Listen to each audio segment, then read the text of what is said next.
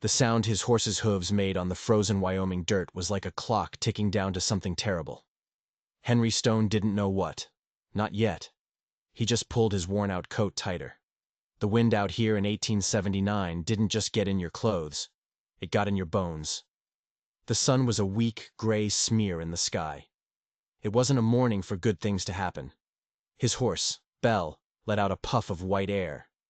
They were riding toward the railroad tracks, heading for Cheyenne, heading for any work a man could find. Henry's stomach was a hollow ache. His pockets held a few coins that made a sad little jingle every time Belle took a step. A lonely sound in a lonely land. This whole prairie was a graveyard of broken dreams. Dead grass, cow bones bleached white by the sun. Henry felt like he was riding through his own future. His last boss had told him he wasn't worth the food he ate. The words followed him, a ghost on the wind. Then he saw it. Up ahead near the tracks. At first, he thought it was just a pile of logs. Supplies left by the railroad crew. But as he got closer, the shape of it started to change. It wasn't wood. It was something else. And his heart started to pound, a hard, fast drumbeat of dread. Those weren't logs. They were people. 6 of them, tied down tight to the cold steel rails. Henry kicked Belle into a gallop, the last few hundred yards feeling like miles. He leaped from the saddle before she even stopped, his boots hitting the gravel with a crunch. A woman with tangled brown hair was fighting against the ropes, her face a mask of terror and exhaustion. Beside her, 4 small children lay still, their eyes wide and staring. And at the end of the line, an old man with a beard the color of ash just watched him come, his expression empty. Not surprised, just tired. So deeply tired. "Help us," the woman rasped, her voice broken. "The morning train. It comes soon." Henry's hand went to his pocket watch, his fingers shaking. The hands pointed to 6:43. 17 minutes. He'd heard that train whistle every morning for 3 days. It was always on time, always at 7 o'clock sharp. Stuck in the ground beside them was a rough wooden sign. The letters were painted in thick black tar. "Not worth saving." The words hit him like a punch to the gut. They were the same words his old boss had used. The same words that had echoed in his head for weeks. Who would do this? Who could be this cruel? The ropes were thick and cinched down hard. Knots an expert would tie. Someone had made damn sure they wouldn't get loose. Henry pulled out his knife. The blade was dull, worn from years of hard use. It sawed at the fibers. Slow work. Too slow. "Who did this to you?" he asked, his voice low and tight. The woman, Vivian, looked at him, her eyes full of a pain that went deeper than the ropes on her wrists. "My husband," she whispered, and the world seemed to stop. Henry froze, the knife still in his hand. A husband. Her own husband had done this. Tied his family to the tracks to be torn apart by a locomotive. He felt sick. Bile rose in his throat. Then he heard it. Faint, far away, but unmistakable. The lonely cry of a train whistle on the morning air. It was coming, and he was running out of time. The train whistle was a promise of death rolling down those tracks. Henry pushed the horror down and went back to work on the ropes, his dull knife feeling useless against the thick knots. "My husband, Victor," the woman, Vivian, said again, as if tasting poison. "He said we were a burden, too many mouths to feed." The words were almost a whisper, lost in the wind, but they hit Henry like a physical blow. A man could do that to his own blood, to his own children? It was a kind of evil he hadn't known existed. He finally sliced through the last of Vivian's bonds. She didn't waste a second, immediately scrambling to help with the ropes on the oldest boy. The boy looked about 12, with his grandfather's weary eyes. He hadn't made a sound. Just watched Henry with a frightening stillness. "What's your name?" Henry asked the woman, moving to the next set of ropes. "Vivian O'Brien. This is my father-in-law, Seamus, and my children." Seamus rubbed his wrists, red and raw where the ropes had bitten into his skin. "Bless you, son," the old man rasped. "I'd made my peace. But not for them. Never for them. Another whistle. Closer. Louder. Henry could feel a low vibration in the ground now, a hum that traveled up through the soles of his boots and into his teeth. He sawed frantically at the ropes binding the oldest boy. "Can you walk?" Henry asked as the last strand gave way. The boy, William, just nodded, his face grim. He didn't thank Henry. He just moved, instantly working on his younger siblings' bonds. A small girl with blonde curls, a little boy who looked like her twin, and another boy, the youngest, who was shivering uncontrollably.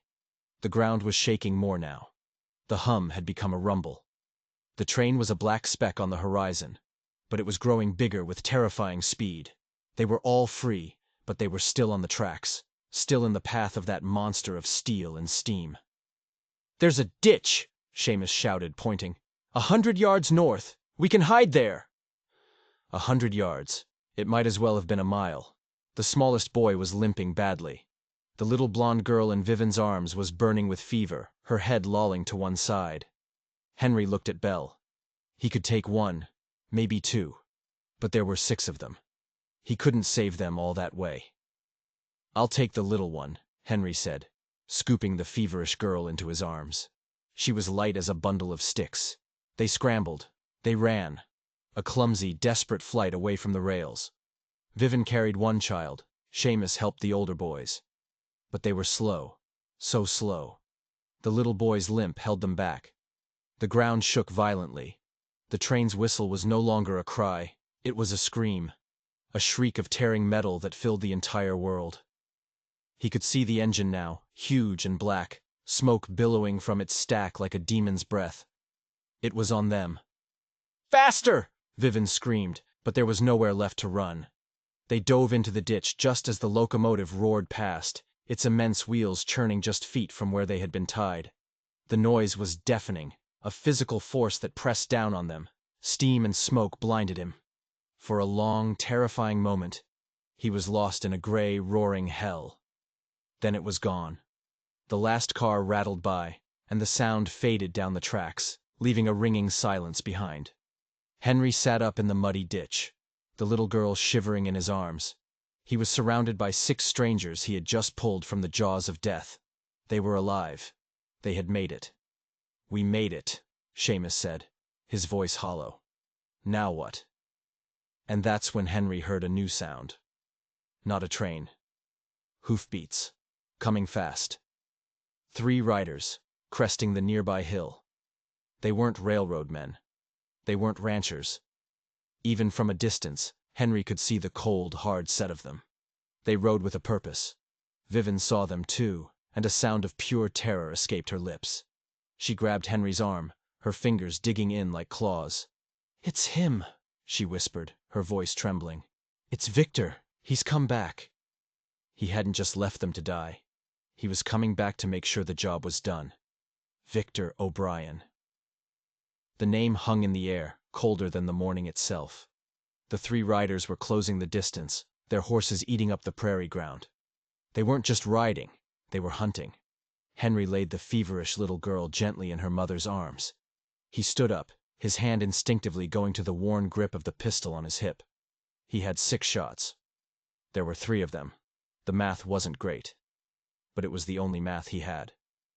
"Get the children further down the ditch," he told Seamus. "Keep their heads down." The old man nodded, his eyes hard as flint. He gathered the terrified kids and herded them away, leaving Henry and Vivian alone to face the approaching storm. Victor was in the lead. Even from 100 yards out, Henry could see the man was different. He wore a fine coat, not the rough canvas of a working man. He sat on his horse like he owned the whole damned world. The 2 men with him were rougher customers, their faces shadowed by the brims of their hats.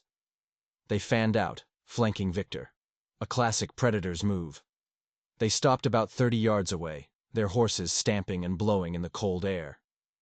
"Well, well," Victor called out. His voice was smooth, educated. It didn't match the monster who'd tied children to a railroad track. "It seems my morning has been interrupted. I come back to clean up a family matter, and I find a stray dog in my yard." His eyes fixed on Henry, cold and dismissive. He looked Henry up and down, taking in the patched coat, the worn boots, the dirt, and he smiled. A smile that didn't touch his eyes. "This doesn't concern you, cowboy," Victor said. "Ride on out of here, and you can live to see another sunset." Henry's hand didn't leave his gun. "Tying your family to train tracks? I think that concerns any decent man." Victor's smile tightened. "Decency is a luxury, my friend. Something you clearly know nothing about. That woman," he gestured to Vivian with a flick of his wrist, "and those brats. They are my property, my mistake, and I am here to correct it." "He tried to kill us!" Vivian cried out, her voice raw with a mix of fear and rage. "He told us we were worthless!" "And so you are," Victor said, his voice dropping to a near whisper that was somehow more terrifying than a shout. "A drain on my resources, an anchor pulling me down. The world is better off without you." One of the henchmen beside Victor shifted in his saddle, his hand hovering over his gun. The air grew thick, heavy with the promise of violence. Henry knew this was it, the moment of truth. He could turn and ride away. No one would blame him. He was a drifter, a nobody. This wasn't his fight. But then he looked at Vivian, clutching her sick child. He thought of the little boy with the limp and the silent, watchful older boy, William. He thought of the sign, "Not worth saving." He'd been told that his whole life. He'd almost started to believe it. "You're wrong," Henry said, his voice quiet but clear. "They're not worthless." He drew his gun. The world exploded in a chaos of gunpowder and fear. Henry's shot was first. He wasn't aiming to kill, not yet. He aimed for the horse of the man on the right. The animal screamed and reared, throwing its rider hard to the frozen ground. One down. The second gunman was faster. His bullet tore through the sleeve of Henry's coat, a hot kiss of death against his skin. Henry fired back, a gut shot, instinct taking over. The man grunted, his own shot going wild, and he slumped forward in his saddle, his horse bolting in terror across the prairie. Two down. Victor hadn't moved. He hadn't even drawn his weapon. He just sat on his horse, watching the violence with a look of detached curiosity, as if it were a play staged for his amusement. Now it was just the two of them, the drifter and the monster. "Impressive," Victor said, a slow, cruel smile spreading across his face. "But you've made a fatal error. You think this is a fair fight." He reached into his fine coat, but he didn't pull out a pistol. He pulled out a piece of paper, a legal document. "This," Victor announced, holding it up for Henry to see, "is a warrant, signed by the circuit judge in Cheyenne. It states that my wife, Vivian O'Brien, is mentally unstable, prone to violent fantasies, and that she has kidnapped my children." Henry stared, his mind struggling to catch up. "A warrant?" "You see, cowboy," Victor continued, his smile widening, "you haven't saved anyone. You've just made yourself an accomplice to a kidnapping. You've interfered with a lawful action. The men you just shot? They were hired to help me retrieve my stolen property. You are now a criminal." From over the rise, more riders appeared. Not two, not three. At least a dozen. And in the lead was a man with a gleaming silver star pinned to his chest. A sheriff. Victor had planned it all. The tracks, the sign, the timing. It wasn't just murder. It was a performance. A story he was telling. The story of a distraught husband trying to save his children from their crazy mother. And Henry had just walked right into the middle of it. A gun-wielding villain. The sheriff and his posse reined in, their rifles leveled. "Drop the gun, son," the sheriff said, his voice like gravel. "You're under arrest." Henry looked from the dozen guns pointed at him, to Vivian's horrified face, to Victor, who was now laughing. A high, terrible sound. He was trapped. There was no way out. He was the bad guy in a story someone else had written. And the story always ends with the bad guy getting put in the ground. "He's lying," Vivian screamed at the sheriff. "Look at my children. Look at our wrists. He tied us to the tracks." The sheriff's face was a stone mask. He didn't even glance at her. His eyes were locked on Henry, and on the two men Henry had shot, one groaning on the ground, the other slumped over a horse that was now wandering back toward the group. "I see two wounded men, and a man holding a smoking gun," the sheriff said, his voice flat. "And I see a warrant signed by a judge. Now, for the last time, drop the gun." Henry's mind was racing. This was a setup, a perfect, airtight trap. Victor hadn't come back to finish the job. He'd come back with an audience, with witnesses, with the law on his side. If Henry fought, they'd gun him down. If he surrendered, he'd hang for attempted murder, and Victor would get the children back. He'd be the grieving hero. No one would ever know what he'd almost done. He'd be free to finish it later, somewhere no one was watching. The world had shrunk to the space between him and the sheriff. The posse was silent, their fingers tight on their triggers. Seamus and the children were huddled in the ditch, watching, helpless. Vivian was crying, silent tears of despair running down her face. It was over. Victor had won. Then the old man, Seamus, spoke. His voice was surprisingly strong, cutting through the tense silence. "Sheriff," he said, stepping out of the ditch. He held up his hands to show they were empty. "My son-in-law is a persuasive man, a great teller of tales, but paper can lie just as easily as a man's tongue." Victor's face darkened. "Stay out of this, old man." But the sheriff looked at Seamus. There was a flicker of something in his eyes. Maybe curiosity. Maybe just annoyance. "You got something to say? Say it." "I do," Seamus said, his gaze steady. "Victor claims his wife is unstable, that she kidnapped her own children. But I have a question for you, Sheriff. If a man's family is stolen away, and he goes to the trouble of getting a warrant and hiring men to get them back, why would he also bring a sign?" The sheriff frowned. "A sign? What sign?" Seamus pointed a trembling finger toward the railroad tracks. "That one. The one that says, 'Not worth saving.' It's a strange thing to bring to a rescue, wouldn't you say?" A few men in the posse turned to look. Henry saw the moment their eyes landed on the crude black letters. He saw the confusion, the dawning seed of doubt. It didn't make sense. Why would a man trying to save his family plant a sign like that? Victor's perfect story suddenly had a hole in it, a big, gaping hole. "The old man is delirious," Victor snapped, his composure cracking for the first time. "He's as crazy as my wife. Sheriff, do your duty." But the sheriff didn't move. He was still looking at the sign. Then his eyes moved to the ropes, still lying on the gravel by the tracks. Then to the raw, red marks on Vivian's wrists and the children's ankles. The story Victor had told was neat and tidy, but the evidence on the ground told a different story. A much uglier one. "What's on that sign, Daniels?" the sheriff asked one of his deputies without taking his eyes off Victor. The deputy squinted. "Not worth saving, Sheriff." A murmur went through the posse. This wasn't right. Something was very, very wrong here. The world wasn't black and white anymore. It was a muddy, bloody gray. Victor saw he was losing control. His face twisted in a snarl of pure rage. He had been so close. He spurred his horse, not at Henry, but straight toward the ditch, straight toward the children.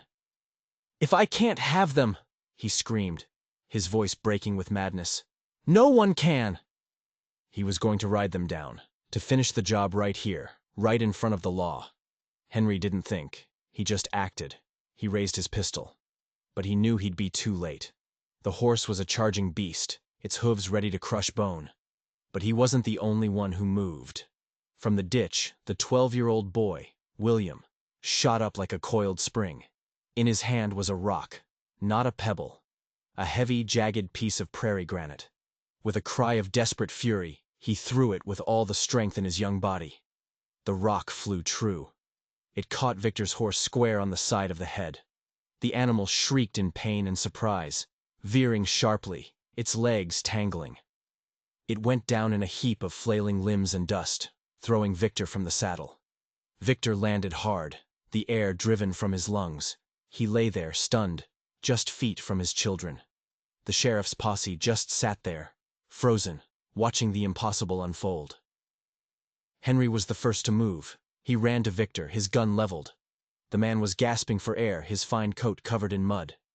The fight was gone from his eyes, replaced by a pathetic, whining fear.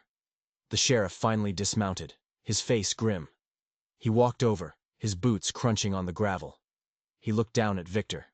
He looked at the family, huddled together, but safe. He looked at the sign by the tracks.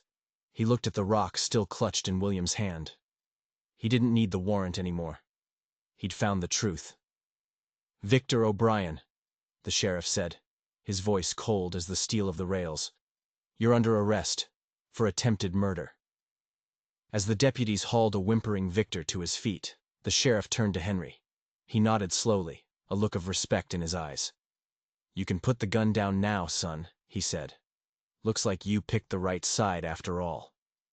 Henry finally lowered his pistol, his hand shaking from the adrenaline.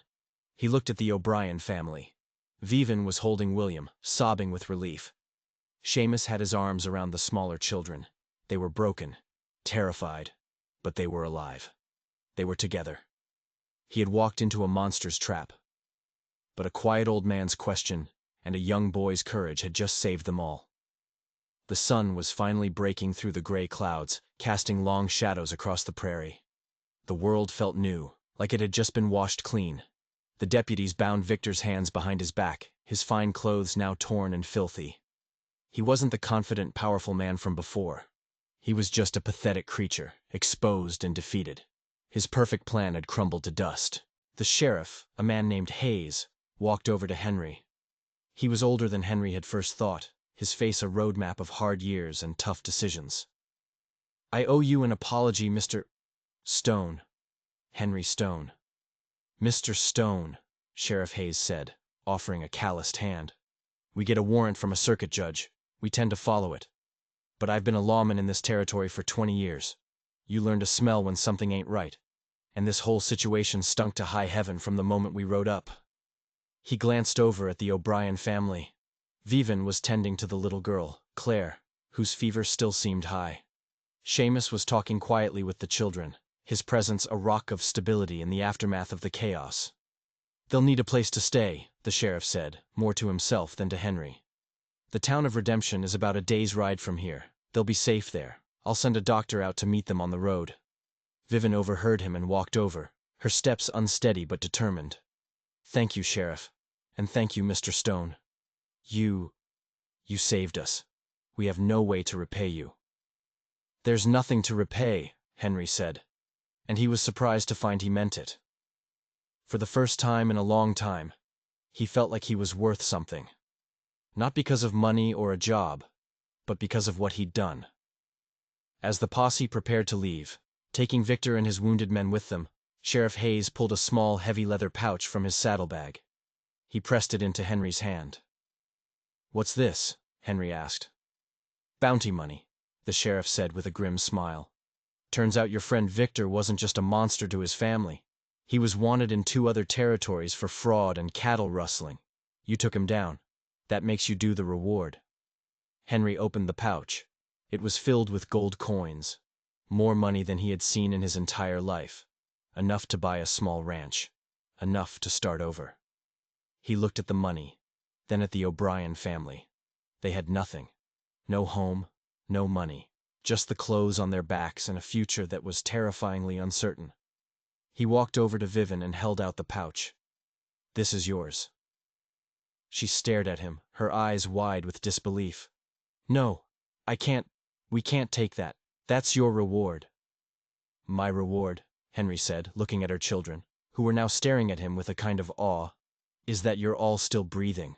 You'll need this more than I do, to start new, somewhere safe." He closed her hand around the pouch, his fingers brushing hers. For a moment, their eyes met, and a silent understanding passed between them. An understanding of loss, of survival, and of the unexpected kindness of strangers.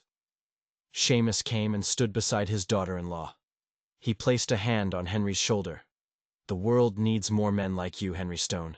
Don't ever let anyone tell you you're not worth saving." The old man's words hit him harder than the gold coins. The posse rode off, a small cloud of dust against the rising sun. Henry was left with the family and his old horse, Belle. The silence of the prairie returned, but it wasn't a lonely silence anymore. It was filled with the quiet sounds of a family putting itself back together. "Where will you go now?" Vivian asked him, her voice soft. Henry looked west, toward the mountains, toward the unknown. Don't know. Just keep riding, I suppose. Redemption, Vivian said. The town the sheriff mentioned. We're going there. To start over. There might be work there. It wasn't just a statement. It was an invitation.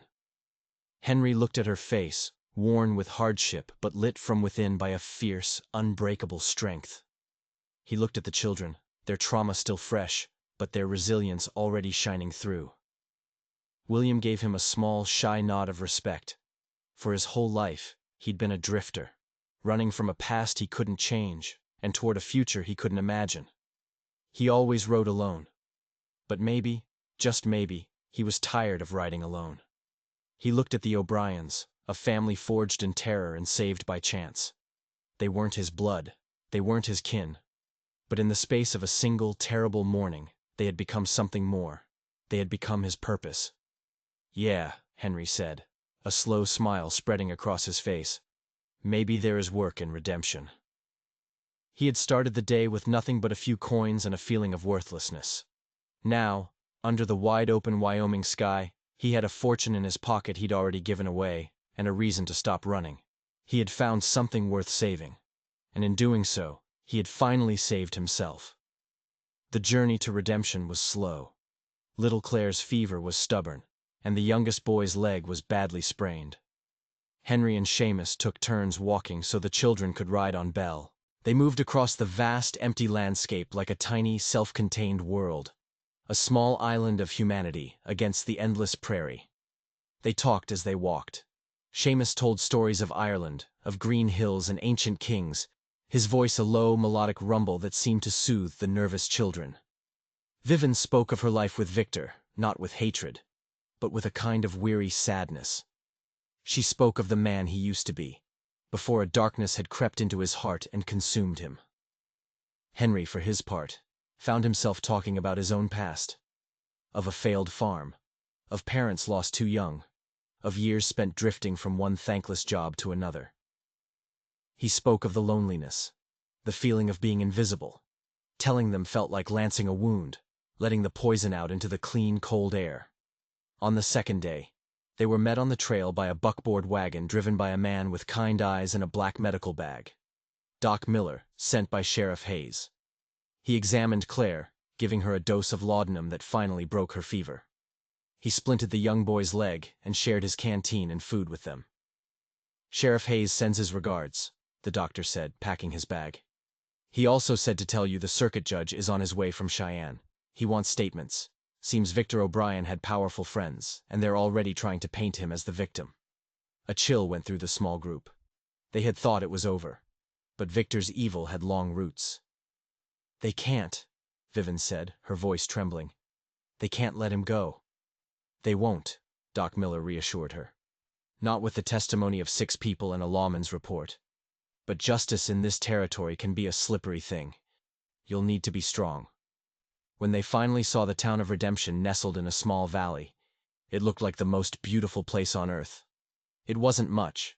A dusty main street, a handful of wooden buildings, a church steeple reaching for the sky. But to the O'Briens, it was a sanctuary. It was a new beginning. The townspeople, having been alerted by the doctor, were waiting. They didn't stare or whisper. Women from the church came with blankets and baskets of food. The blacksmith offered his back room for them to stay in. A stable hand took Belle, promising her a good brushing and a double ration of oats. This small, quiet town, without question or judgment, simply opened its arms to them. Henry intended to leave the next morning. He had brought them to safety. His job was done. He was a drifter, and drifters don't stay. But that evening, as he sat on the steps of the blacksmith's shop, watching the children play a quiet game of tag in the twilight, Vivian sat down beside him. William asked me something today, she said, her hands twisting in her lap. He asked if you were his father now. Henry didn't know what to say. The idea was so foreign, so impossible. I told him no, Vivian continued quickly. I told him you were a friend, a guardian angel who came when we needed you most. But I've been thinking. We have this money, Enough to buy a place. A small ranch, maybe. But we don't know how to run one. I don't. Seamus is getting old. She finally looked at him, her eyes shining in the dim light. Stay, Henry. Stay and help us build it. Be a partner. Be part of our family. The offer hung in the air between them, more terrifying and more wonderful than any gunfight. A home, a family, a future, everything he had never allowed himself to want. The old fears rose up in him. The voice of his old boss, the years of failure, the certainty that he would only mess it up, that he wasn't worth it. But then he looked at Vivian's hopeful face. He heard the sound of the children's laughter. He remembered Seamus's words. The world needs more men like you. Maybe they were right. Maybe it was time to stop listening to the ghosts of the past and start building a future. I'm not a farmer, he stammered. I'm just a cowboy. We'll learn together, Vivian said, and she reached out and took his hand. Her hand was small and calloused, but it fit perfectly in his. Stay. And for the first time in his life, Henry Stone didn't want to run. He wanted to stay. He wanted to build. He wanted to see what tomorrow would bring. 3 months later, the O'Brien Stone Ranch was more than just a dream. It was a reality of fresh-cut lumber and hard-won progress. They had bought a piece of land just outside of town, with a small, sturdy cabin and a creek that ran clear and cold. Henry, with help from men in town, was raising a new barn. He had never worked so hard in his life. But every evening, when he sat down at the dinner table with Vivian and Seamus and the 4 children who now orbited him like he was the sun, he felt a kind of peace he had never known. He was teaching William how to ride and rope. He was carving small wooden animals for the younger children. He and Vivian worked side by side, a silent partnership that was slowly, carefully, blossoming into something more. The circuit judge had come and gone. Victor O'Brien was sentenced to hang. His powerful friends had faded away when the full, ugly truth of his actions came to light. The darkness was behind them. One crisp autumn afternoon, as Henry was hammering the last nail into the barn's frame, he saw the dust of a single rider approaching. It was Sheriff Hayes. Henry's first instinct was still a flicker of worry, a ghost of the man he used to be. But it passed quickly. The sheriff dismounted, a weary smile on his face. Just thought I'd check in, see how you folks were settling. We're doing well, Sheriff, Henry said, shaking his hand. Thanks to you. No, Hayes said, looking around at the homestead, at the laundry snapping on the line, at the children playing near the creek. Thanks to you. You reminded me that justice isn't always about warrants and badges. Sometimes it's just about doing the right thing. He reached into his saddlebag and pulled out a small, official-looking envelope. This came for you, from the territorial governor. Henry opened it. It was a letter, formally offering him a position as a deputy sheriff based in Redemption. With your character and skill, the letter read, you would be a great asset to the law in this territory. He stood there, holding the letter, the hammer dangling from his other hand, a lawman, him, the worthless drifter. Vivian came over, wiping her hands on her apron. She read the letter over his shoulder, and a beautiful smile lit up her face. Well, look at you, Henry Stone. He looked at her, at the life they were building, at the home he had found in the most unlikely of places.